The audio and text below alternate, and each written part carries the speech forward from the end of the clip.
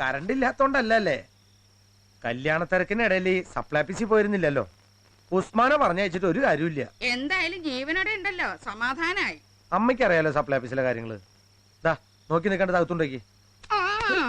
ഒരൊറ്റ രാത്രി കൊണ്ട് പെറ്റതള്ളെ മറക്കാനുള്ള മരുന്നോ മന്ത്രോ എന്താ കല്ലടിക്കോട്ടുന്ന് കൊണ്ടുവന്നത്? ഇതൊന്നും പ്രശ്നമാക്കണ്ട. ഒരു ചെറിയ നമ്പർ കാണിച്ചുതരാം. വെറുതെ ആക്ടിങ്ങാ. അയ്യോ, ഇത് ആക്ടിങ് അല്ല കേട്ടോ, ഇത് ഒറിജിനലാ. ആക്ടിങ് വേറെ. നിന്റെ വീട്ടുകാരും നീയും കാണിച്ച പോക്കരിത്തരത്തിന് ഞാനും എന്റെ അമ്മയും കഷ്ടപ്പെടണല്ലേ? ഇത് നടക്കില്ല മോളെ. എന്റെ അമ്മയുടെ മനസ്സ് വേദനിപ്പിച്ച പഠിപ്പിക്കുന്നതിന്റെ ഏട്ടന്മാരെ. ആ കുടുംബത്തെ ഒരു പൂച്ചക്കുട്ടി ഉണ്ടെങ്കിൽ അതിനും എന്നെ എങ്ങനെയൊക്കെ കഷ്ടപ്പെട്ട് വളർത്തി ഉണ്ടാക്കിയതാണെന്നറിയാമോ എന്റെ അമ്മ? ആ അമ്മയുടെ കണ്ണ് നനഞ്ഞ അന്ന് നീ പഠിക്ക പുറത്താ. ചുമ്മാ ഇവിടെ ആരാ വിളക്ക് വെച്ചത്? ചോദിച്ചു കേട്ടില്ലേ? ഞാനാ. ആ അങ്ങനെ വഴിക്കുവാ. അച്ഛന്റെ അസ്ഥി തറയല്ലോ. അത് വെച്ചില്ല. അതെന്താ? അച്ഛൻ പറഞ്ഞു ഇനി അങ്ങോട്ട് വിളക്ക് വേണ്ടെന്ന്. ഒരു കാര്യം ഞാൻ പറഞ്ഞേക്കാം.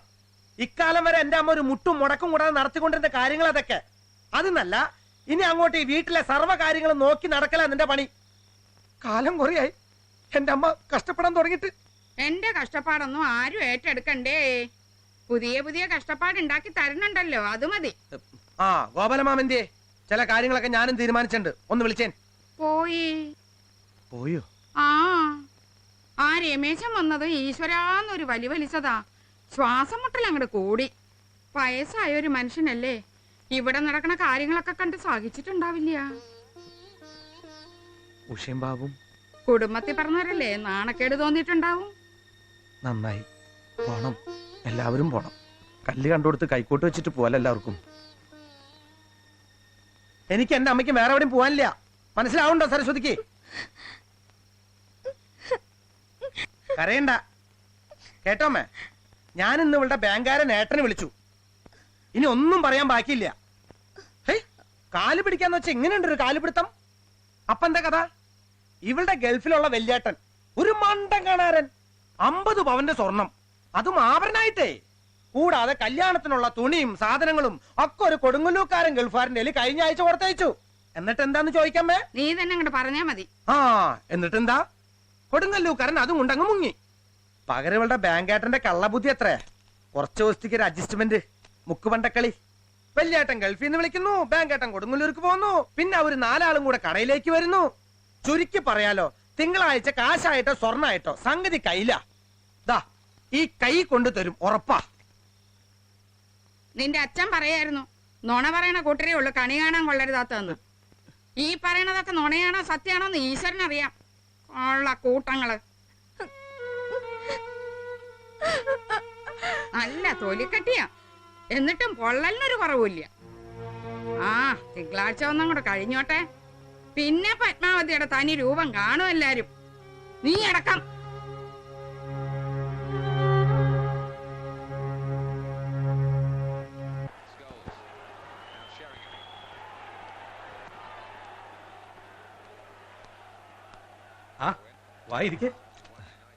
സോറി അരവിന്ദ, നിന്റെ കല്യാണത്തിന് എത്താൻ കഴിഞ്ഞില്ല. ഏട്ടന്റെ മോളുടെ ചോറൂണ് ഗുരുവായൂര്. അല്ല എന്തേ? എനിക്ക് ബാലുവിന്റെ ഒരു സഹായം വേണമായിരുന്നു. പിന്നെന്താ, പറ, എന്താ കാര്യം? ഭാര്യയുടെ ആങ്ങളെ ഗൾഫിൽ നിന്ന് സ്വർണം കൊണ്ടുവരാൻ വൈകിയത്രേ. അതുകൊണ്ടാ ഞാൻ രമണിക്ക്. അത് ഞാൻ അറിഞ്ഞു. എന്താ ഇപ്പൊ നമ്മൾ ചെയ്യാ അരവിന്ദ? പ്രശ്നമൊന്നുമില്ല, അവര് 2 ആഴ്ചക്കുള്ളിൽ എത്തിക്കും. ഞാൻ വാങ്ങിയെടുത്ത് തിങ്കളാഴ്ച കൊടുത്തേ പറ്റൂ. അതിലേക്കൊരു 25,000 രൂപയുടെ കുറവുണ്ട്. ബാലു എവിടെന്നെങ്കിലും ഒന്ന് മറച്ചു തരണം. നമ്മൾ തമ്മിൽ എന്തിനാ അരവിന്ദ അധികം പറയുന്നേ?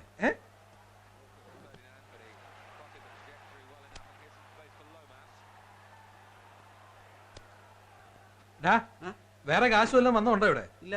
ഇതാ സ്ഥിതി. ഇത് കണ്ടോ, ഇന്നലെ തൃശ്ശൂർ എത്തിക്കേണ്ടതാ ഒരു 30. ഇതിലേക്കൊരു 10 ഏത് പാതാളത്തിൽ കുടിച്ചാലേ കിട്ടുക എന്ന് ആലോചിച്ചിരിക്കാൻ. എന്തെങ്കിലും ഒന്നും വിചാരിക്കല്ലേ. കഴിഞ്ഞ മാസമായിരുന്നെങ്കിൽ പല വഴിയുണ്ടായിരുന്നു. അപ്പൊ 1 മാസം മുമ്പ് ഞാൻ കുടുങ്ങണായിരുന്നു അല്ലേ? വൈകിപ്പോയി ബാലുവിന്റെ കണക്കില്. ഇറങ്ങട്ടെ. വിഷമിക്കരുത്, നിനക്ക് ഈ കടവും തിരിമറി ഒന്നും ശീലമില്ലാത്തോണ്ടാ. ഒക്കെ ശരിയാവും. ശീലാവുമ്പോ അല്ലേ?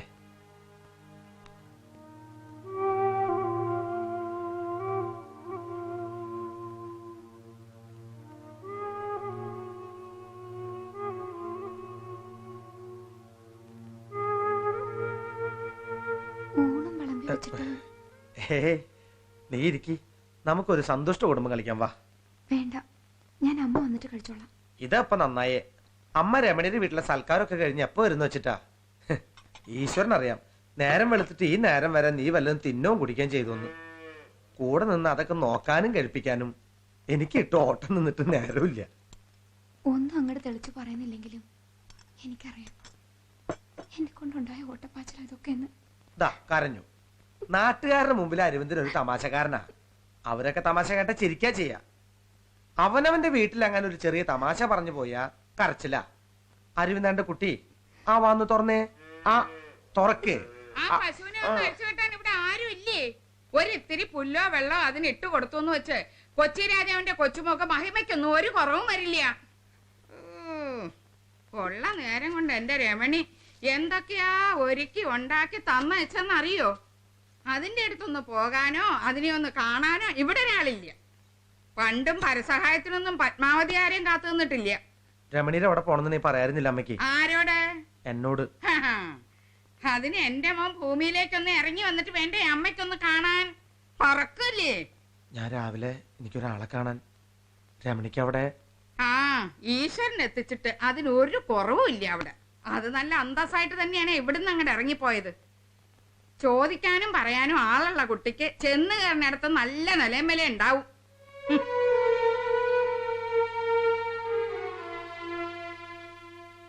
അതല്ല അരവിന്ദ, തിങ്കളെന്ന് പറഞ്ഞ തിങ്കൾ ഉച്ച തിരിഞ്ഞു. ഇപ്പൊ മാസത്തില് 3-4 തിങ്കളുണ്ടേ. അങ്ങനെ കൊല്ലത്തില് കുറെ ഏറെയും. അതിലിപ്പോ ഏത് തിങ്കളാണാവോ കല്ലടിക്കോട്ടൊന്ന് പൊന്നുമായിട്ട് വരണ തിങ്കള്? അത് അവര് വേണ്ട, ആ വക കാര്യങ്ങളൊന്നും ഈ ചെവിയെ കൂടെ ഇനി അങ്ങോട്ട് കേക്കില്ല ഞാൻ. കൽക്കട്ടയിലൊന്നും അല്ലല്ലോ, കല്ലടിക്കോടല്ലേ. ഞാൻ ഇന്ന് പോണ്ട് നാളെ. ഇതെവിടെ നിന്ന് ഇരിക്കപ്പണ്ടം വെച്ച് ഒഴിവാക്കിയതാണോന്ന് എനിക്കൊന്നറിയണമല്ലോ. അമ്മേ മിണ്ടി പോരുത് നീ. ഇത്രയും ദിവസമായിട്ട് ഒരു കുട്ടി ഈ പെണ്ണിന്റെ വിവരം അന്വേഷിച്ച് ഇങ്ങോട്ട് വന്നോ? കിട്ടാനുള്ള മുതലിന് വല്ല തീരുമാനമുണ്ടോ? ഇതിലും നല്ലത് വല്ല അനാഥാലയത്തിന് ഒന്നിനെ എടുക്കായിരുന്നു. എങ്കിൽ അതിനൊരു പുണ്യം ഉണ്ടായിരുന്നു. ആ രമേശനെ സ്വർണ്ണക്കടക്കാരനൊക്കെ വിളക്ക് വെക്കുമ്പോ ഈ ഉമ്മർത്തുണ്ടാവും. കൊടുക്കാനുള്ളത് വല്ലതും ഒരുക്കി വെച്ചോ, ഇല്ലെങ്കിൽ കേൾക്കാനുള്ളത് രണ്ടുപേരും കൂടെ കെട്ടിപ്പിടിച്ചിട്ട് കൂടെ കേട്ടോളൂ. കേട്ടില്ല അല്ല കഥ. പണം അത് ലക്ഷ്മിയാണേ, അതിനെ ബഹുമാനിക്കണം, നല്ലോണം നോക്കിക്കൊണ്ട് നടക്കണം. എന്ന് വെച്ചാ പൂജിക്കണമെന്ന് തന്നെ. എങ്കിലേ അത് കൂടെ നിൽക്കൂ. പൗത്ര ഒന്ന് പറഞ്ഞോട്. ഈ പറഞ്ഞ സംഖ്യക്ക് വീടും പുരയിടവും വിശ്വംഭരം മുതലാളിയുടെ പേരിലേക്ക് രജിസ്റ്റർ ചെയ്യുന്നു നിങ്ങളുടെ ചെലവിൽ. തുക തിരിച്ചു നൽകുമ്പോൾ വീണ്ടും വസ്തു നിങ്ങളുടെ പേരിലേക്ക് മറിച്ച് രജിസ്റ്റർ ചെയ്യുന്നു, അതും നിങ്ങളുടെ ചെലവിൽ. ഞാൻ പറഞ്ഞല്ലോ, വീടിന്റെ ആധാരം തന്നെയല്ല, എന്റെ അമ്മ ഇതറിയാൻ പാടില്ല. വിഷമിക്കണ്ട, ഈ കേസിൽ അത് വേണമെന്നില്ല. വിശ്വാസമാണല്ലോ വലുത്. എന്നാലും 150 രൂപയുടെ മുദ്രക്കടലാസ് 2, വെള്ളക്കടലാസ് 3 ഇത്രയും ഒപ്പിട്ട് തരിക. കൊണ്ടുവന്നുണ്ട്. ആ ബ്ലാങ്ക് ചെക്ക് 2 എണ്ണം. അതിലും വെറുതെ ഒരു ഒപ്പ് അത്രേ വേണ്ടൂ. ഇവന് ഈ ബാങ്ക് അക്കൗണ്ടിലൊന്നും വലിയ വിശ്വാസമില്ലാത്ത കൊടുത്തില്ല. ഇപ്പൊ ഇതിനായിട്ടൊരു അക്കൗണ്ട് തന്നെ അങ്ങോട്ട് തുടങ്ങി. പിന്നെ 30 ദിവസം കൂടുമ്പോൾ 1000-ന് 100 എന്ന കണക്കിന് ഒരു സന്തോഷം മോൻ എനിക്ക് തന്നോണ്ടിരിക്കണം. സന്തോഷോ? ആ അസൂയക്കാര് ഇതിനൊക്കെ പല പേരും പറയും. പലിശ, ബ്ലേഡ്, വട്ടി, കൊടുവാള് എന്നൊക്കെ. ഇപ്പൊ എന്റെ കയ്യിരിക്കുന്ന കാശാണല്ലോ ഞാൻ ഈ എണ്ണി തരുന്നേ. അതുകൊണ്ടുപോയി മോന്റെ കാര്യങ്ങൾ നടത്തുന്നു. സന്തോഷമായേ? 100 വട്ടം സന്തോഷം. ആ അതാണ്. ആ സന്തോഷം നമ്മൾ മാസാമാസം പങ്കുവയ്ക്കുന്നു. ഇപ്പോ മനസ്സിലായോ? അത് ശരി, അതാണ് കാര്യമല്ലേ ഈ ആൾക്കാർ ഓരോന്നൊക്കെ പറഞ്ഞുണ്ടാക്കണത്. അപ്പൊ ഒരു മാസം സന്തോഷം കഴിച്ച് 1,80,000. ഇപ്പോ പ്രശ്നങ്ങളൊക്കെ തീർന്നല്ലോ അല്ലേ? തീർന്നു, എന്റെ എല്ലാ പ്രശ്നങ്ങളും തീർന്നു. ആ എന്നാ മോനെ പെട്ടോളൂ. ഇവിടെ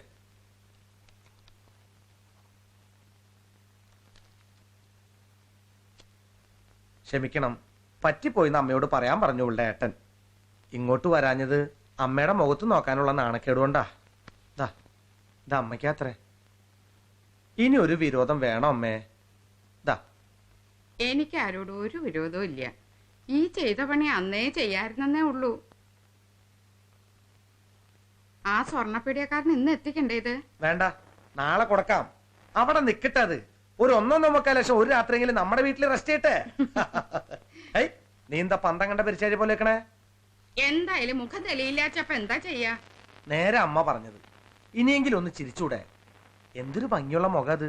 ഒരു ഇത്തിരി ചിരിയും കൂടി ഉണ്ടെങ്കിൽ ശർക്കര പന്തലിന് തേന്മഴ എന്ന് പറയണ പോലെ ഉണ്ടാവും. വലിയേട്ടൻ കൊടുത്തയച്ചു, ചെറിയേട്ടൻ കൊണ്ടു തന്നു അല്ലേ? അത് അവനവന്റെ പെങ്ങന്മാർക്ക് കെട്ടിച്ചു പോയടത്ത് വിലയില്ലാണ്ടാവുന്നത് ഏതാങ്ങളമാരെ സഹിക്കാ. അമ്മയ്ക്കുള്ള സ്പെഷ്യലാ. കണ്ടോ നീ അമ്മയുടെ ചാനല് മാറിയത്? എന്താ ആ മുഖത്തൊരു സന്തോഷം? സന്തോഷമില്ലാത്തൊരു മനസ്സ് ഈ വീട്ടിലുണ്ട്. നിനക്കിനി എന്തോ ഒരു സന്തോഷക്കുറവ്? എനിക്കല്ല, അരവിന്ദേട്ടന്. ഈ കളിയും ചിരിയും ഒന്നും ഉള്ളിന്നുള്ളതല്ല, ഉണ്ടാക്കുക ആർക്കൊക്കെയോ വേണ്ടിയിട്ട്. എനിക്കിതൊന്നും ഒരു പ്രശ്നമല്ല. ഏതിരട്ടത്തും വിളക്കായിട്ട് എന്റെ സരസ്വതി ഉണ്ടല്ലോ, എനിക്കത് മതി. അരവിന്ദേട്ടന് എവിടെന്നാ ഈ പണമൊക്കെ? ആ, ഞങ്ങള് റേഷൻ കടക്കാർക്ക് ഒരു സൊസൈറ്റി ഉണ്ട്, അവിടെന്നാ കുറേശ്ശെ അടച്ചു തീർത്താ മതി. പലിശ ഒന്നുമില്ല. എനിക്കൊക്കെ ഇത്ര ഒന്നല്ല, ഇതിലും വലിയ സംഖ്യ കിട്ടും. സീനിയർ അല്ലേ. അമ്മയുടെ അടുത്ത് എന്റെ സരസ്വതിക്ക് ഒരു വില ഉണ്ടാവണം, എങ്കിലേ നമുക്കൊരു ജീവിതമുള്ളൂ. അതൊക്കെ വിട്. എത്ര ദിവസമായി നമ്മൾ മനസ്സ് തുറന്നൊന്നും മിണ്ടിയും പറഞ്ഞിട്ടും. അമ്മയ്ക്കൊന്ന് ഓണടിച്ചു ഒന്നൂടെ. ചിട്ടകളൊക്കെ തെറ്റിച്ചു. അതെ, മുട്ടയും പാല്. ഇതെന്താ മിൽമബൂത്തോ? വന്നന്ന് തുടങ്ങിയത് ഈ പാലൂടി തന്നെ. ഇതെന്താ ഇവിടെ വേറൊന്നും വേണ്ടേ? ഞാൻ അയ്യോ, ഇനി അങ്ങനെ ഓണടിച്ചു വന്നാലോ? അങ്ങോട്ട് അടയ്ക്കാം. ആഹാ, എന്നെ അങ്ങനെ പറ്റിക്കാൻ നോക്കണ്ട കേട്ടോ. ആകെ ഓർഡർ തെറ്റി കിടക്കണേ.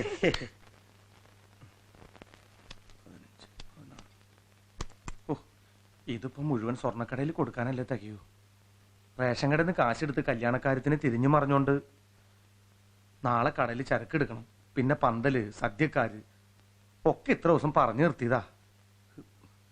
കാശ് ഇനിയും വേണല്ലേ ഈശ്വര. അല്ലെങ്കിൽ ഇത് എന്താ ഇപ്പൊ 1.80 കണക്ക്? അതൊരു മാസത്തെ പലിശ. അല്ല, അതൊരു മാസം മുമ്പത്തെ സ്വർണത്തിന്റെ വിലയായിരിക്കും അവര്.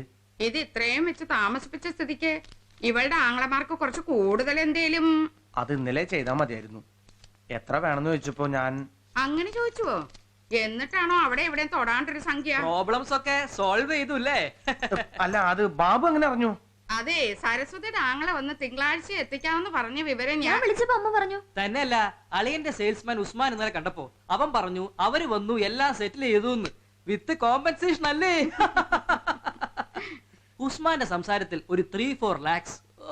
പിന്നെ അളിയൻ ഒരു പോളിസിയുടെ കാര്യം കൂടി നോക്കണം. ജീവൻ ശ്രീയാ നല്ലത്, റേഷൻ കടക്കാർക്ക് ബെസ്റ്റാ. ഈ ബാബുവേട്ടൻ ചെയ്യുന്ന ഓരോ കാര്യങ്ങളെ നല്ലതിനാണ്, എന്നാലും ഇപ്പോ ശരിക്കും പെട്ടിരിക്കുക. കേട്ടോളിയാ, ഞങ്ങളുടെ വീട് നിൽക്കുന്നതിന്റെ തൊട്ടടുത്തൊരു പ്ലോട്ട് ശ്രദ്ധിച്ചിട്ടുണ്ടോ? എന്തിനാ അത്? ഒരു 12 സെന്റ് സ്ഥലം. 12 എന്ന് പറഞ്ഞാ ഒരു 20ന്റെ മേനിയുണ്ട്. ചതുരത്തില് കണ്ട കൊതിയാവും. ഇവളെന്നോട് പറഞ്ഞിരുന്നതാടാ, ടൗണില് 10-12 സെന്റ് സ്ഥലേ, അതും വീടിന്റെ തൊട്ടടുത്ത്. നല്ലതല്ലേ? കല്യാണം അങ്ങോട്ട് കഴിഞ്ഞിട്ട് രമണിയുടെ കടം തീർന്ന ഇവൾക്ക് അതിലേക്ക് എന്തെങ്കിലും ഒരു സഹായം ചെയ്യാന്ന് നിന്നോട് പറയാന്ന് ഞാൻ ഏറ്റതാ. അതെന്തായാലും നന്നായി. വീട് വെച്ച് വാടകയ്ക്ക് കൊടുക്കാം, അതല്ല മറച്ചു വെക്കുകയാണെങ്കിൽ അങ്ങനെയും ചെയ്യാം. എന്ത് ചെയ്താലും പ്രോഫിറ്റബിളാ. ബാബു ഇറങ്ങണമെങ്കിൽ അത് പ്രോഫിറ്റബിൾ ആവണല്ലോ. ഞാനാരാ മോൻ? ആ സ്ഥലത്തിന് വന്നവരൊക്കെ ഓരോരോ കുറ്റങ്ങൾ പറഞ്ഞു ഓടിച്ചതാ. ഇന്ന് അഡ്വാൻസ് പേ ചെയ്യാന്ന് പറഞ്ഞു. അമ്മ അന്ന് തിങ്കളാഴ്ചയോടെ അളിയന്റെ കാര്യങ്ങൾ റെഡിയാവുന്ന് പറഞ്ഞതുകൊണ്ട് ഞാൻ അവരോട് ഇന്നത്തേക്ക് പറഞ്ഞതാ. ഒരു 10,000 രൂപയെങ്കിലും കൊടുക്കണ്ടേ അമ്മേ? അതിനിപ്പോ ഇവിടെ എന്തായാലും വാക്ക് പറഞ്ഞതല്ലേ, അഡ്വാൻസ് അങ്ങോട്ട് കൊടുത്തിടാ അല്ലേ ഏട്ടാ?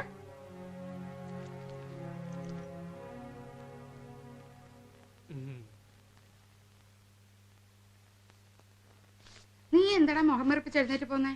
പിന്നെ ഇക്കൊല്ലത്തെ ഏറ്റവും വലിയ തമാശയല്ലേ ഞാൻ കേട്ടെ. ഞാനിവിടെ ഇരുന്ന് പൊട്ടിച്ചിരിക്കാം. അവളും ഇവിടുത്തെ കുട്ടി തന്നെയല്ലേ. അവര് തമ്മിൽ കണ്ടു, ഇഷ്ടപ്പെട്ടു, നമ്മൾ കല്യാണം നടത്തി കൊടുത്തു വിട്ടു എന്നല്ലാണ്ട് രമണിക്ക് കൊടുത്ത പോലെ കാര്യമായിട്ട് എന്തെങ്കിലും അവൾക്ക് കൊടുത്തുവോ?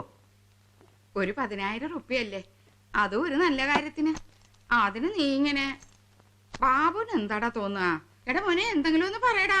21, 22, 23, 24, 25. അരവിന്ദ, ഉഷേ, ആ കാശ് അങ്ങോട്ട് കൊടുത്തേ. എന്താ അങ്ങോട്ട് കൊടുക്കാൻ പറഞ്ഞ മനസ്സിലാവണില്ലേ? അരവിന്ദൻ അളിയന്റെ കയ്യിലല്ല, അമ്മയുടെ.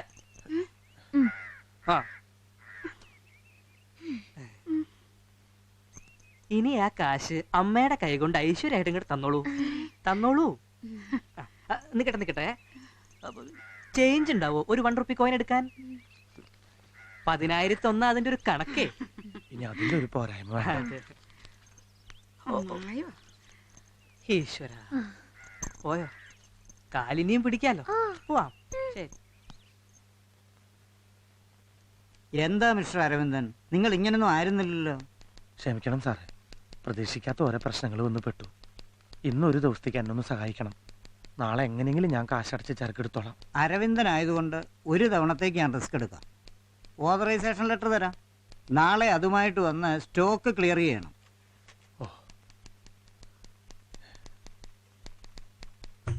ஐயோ காப்பாத்துங்க, ஐயோ காப்பாத்துங்க, ஐயோ ஐயோ ஐயோ காப்பாத்துங்க, ஐயோ ஐயோ ஐயோ காப்பாத்துங்க.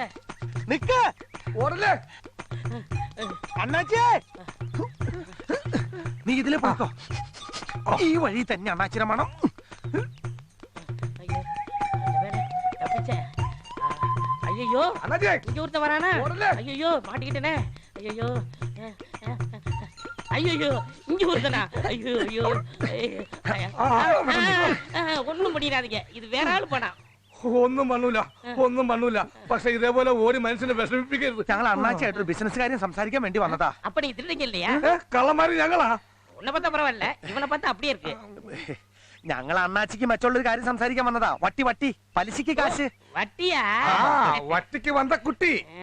Luggage any help? வேண்டாம் வேண்டாம், லக்கேஜ் ஒன்றும் ஹெல்ப் பண்ண வேண்டாம். முத என்ன தூங்க டயர்டா இருக்கு. വട്ടി അണ്ണാച്ചി വായിക.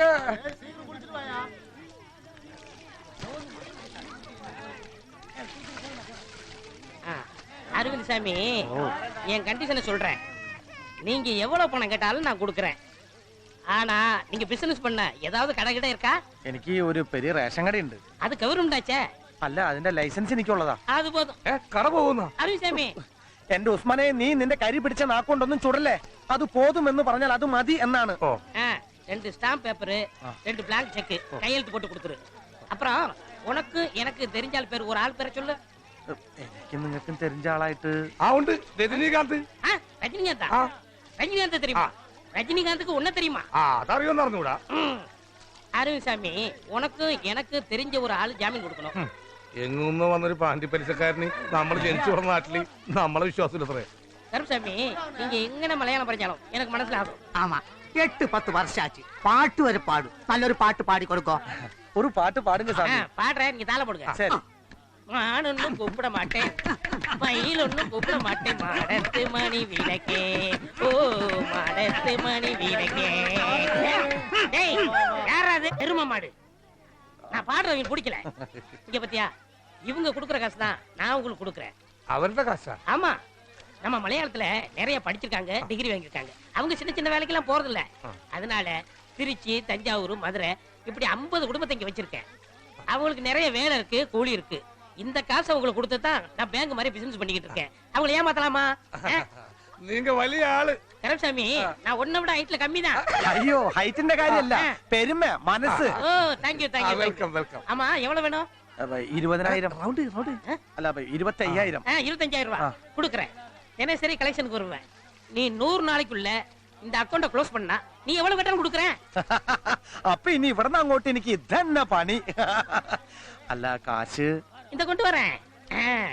கடல நக்கற போனோரே, ஆனா பொண்ணோட போனோரே, போய் வரம்பு எந்து கொண்டு வரும், போய் போய் கை நிறைய காசு கொண்டு வரும். ശരി.